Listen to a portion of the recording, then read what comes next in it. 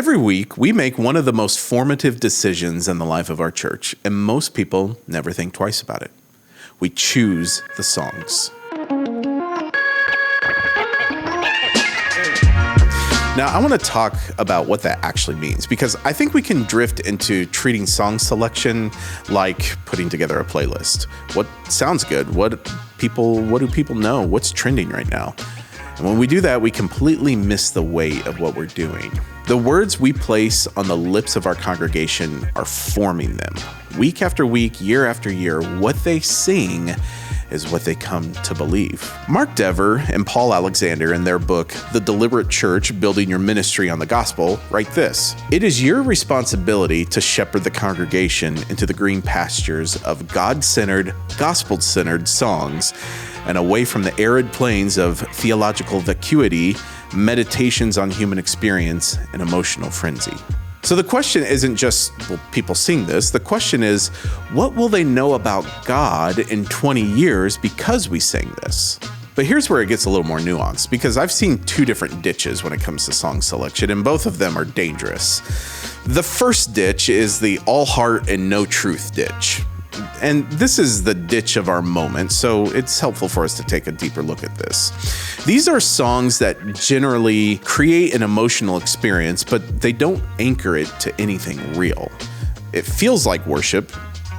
It sounds like worship. They can move people to tears, but the object of those tears usually isn't God. It's the feeling itself. And when we offer that to God week after week, we are not bringing him our best. We're bringing him, a less than acceptable sacrifice. Something that looks like devotion, but has substituted our experience for his glory. The second ditch is the all truth and no heart ditch.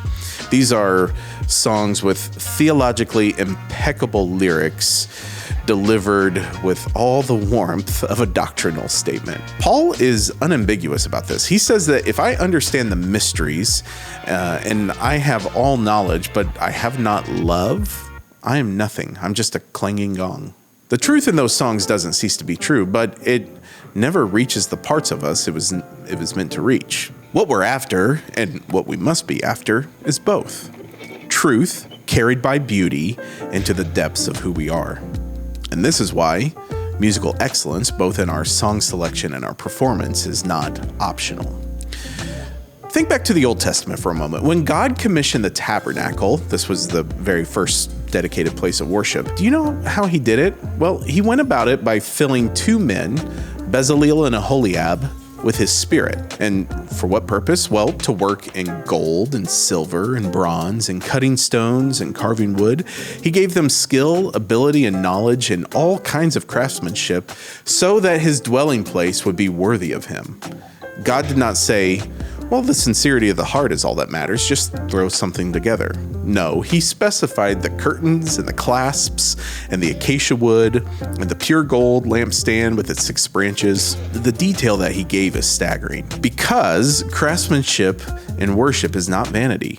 It is a declaration that this God is worth our very best. Well, that same principle comes forward into our music.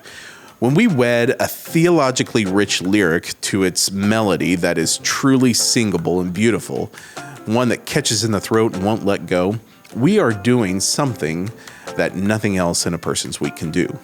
That's because music reaches the parts of us that a sermon can't reach and that a conversation can't reach.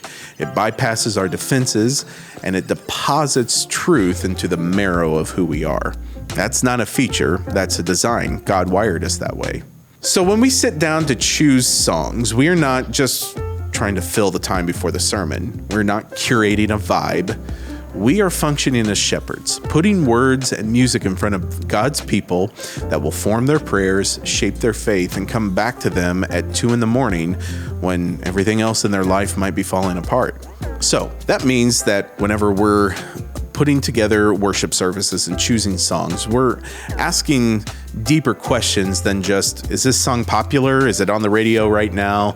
Is it catchy and poppy? Are people gonna love it? We wanna know, does it direct the eyes of our people to God rather than to themselves? Does it teach them something true, good, and beautiful about who God is?